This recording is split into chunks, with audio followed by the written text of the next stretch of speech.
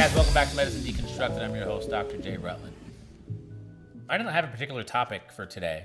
I'm sure I'm going to come up with the title, but I wanted to talk about kind of the practice as a whole. And what's interesting is I told the crew kind of at the last minute, hey, I want to do one more shoot.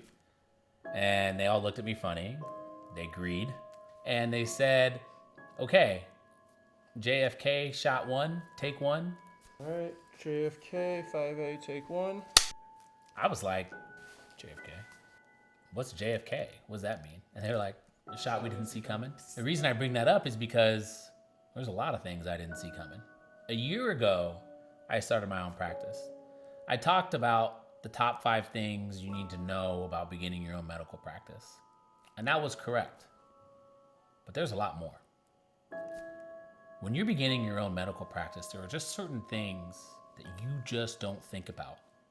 And there's a lot of shots that, quite frankly, you don't see coming. Here's the deal, as Biden would say. There are things that you need to know. Example would be, when you're looking at healthcare and insurance companies, there's HMOs, there's PPOs, there's IPAs, there's cash patients, all kinds of things. But you have to have a deal with certain insurance companies to be able to see patients. I'm gonna tell you something straight up. Ain't no one paying you cash to see you. They're not. Of course, if you are in a different kind of field where people need to look good, people are always willing to pay for those kinds of things. They'll pay cash to a certain extent. But don't get me wrong, those insurance companies already have deals with physicians in the area. They may not need you. Or the physician may not want you to have that deal because you're going to get those patients and take away patients from him or her. Generally speaking, it's not a her. It's usually a him. That's also true. When you do what I do, when you're a specialist, and you rely on primary care physicians to consult you, again, primary care physicians, before I got there, they had their patterns. They were going to consult who they were going to consult. But everybody likes new blood, fresh blood. That's true. But then there are certain political things that happen. You got to pay attention to these things. People may say things, they may do things to try to make certain that you don't get X or you don't get Y or you don't get Z.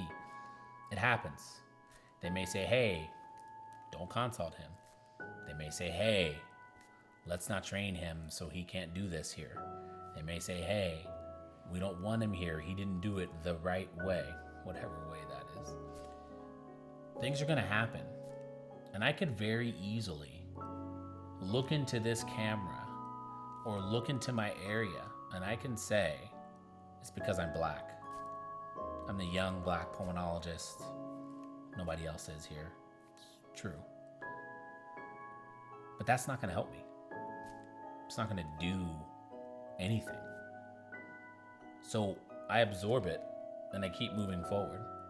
There are other things that I do to try to make up for that.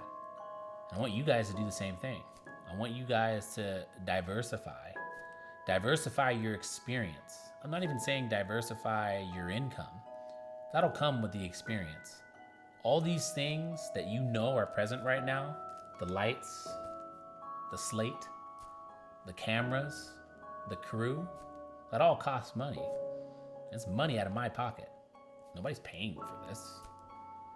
This is all money. It's all an investment. And you might think it's an investment in creating production so that I can make money off of production. It's not.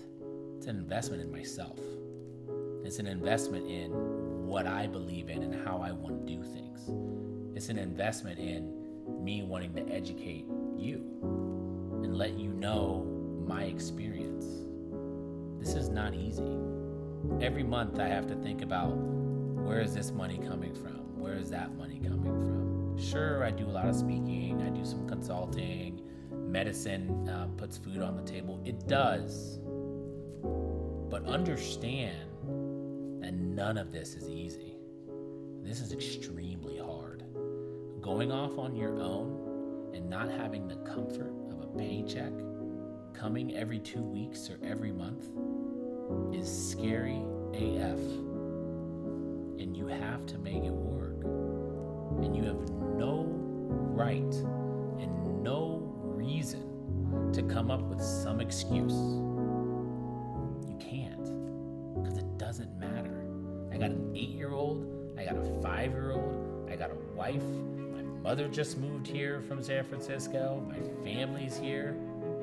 I don't have a choice but to work hard. All of this can be accomplished. All of this can be done. But you're gonna run into these spots where you're thinking you're making a right and you gotta make a left. You're thinking that you need to go straight ahead, but you gotta make a U-turn. You need to pay attention to the money that's coming in. You need to pay attention to the money that's going out. You need to pay attention to the insurance companies. But you need to pay attention to the people that you surround yourself with.